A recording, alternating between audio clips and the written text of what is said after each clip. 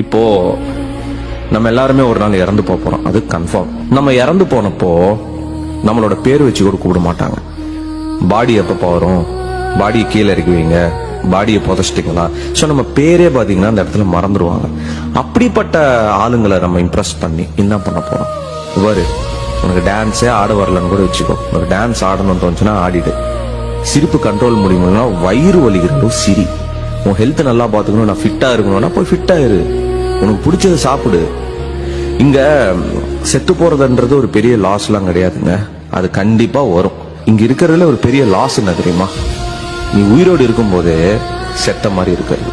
நாளைக்கு நீ செத்து போனதுக்கு அப்புறம் பேரு கூட வச்சு யாரும் கூட மாட்டாங்க. அப்படிப்பட்டவங்களை நீ மோட்டிவேட் பண்ணி இம்ப்ரெஸ் பண்ணி அவங்க முன்னாடி கெத்தான வாழ்ந்து காட்டுறேன் அப்படின்னு சொல்லி என்ன பண்ண போற? என்ன பண்ண போற?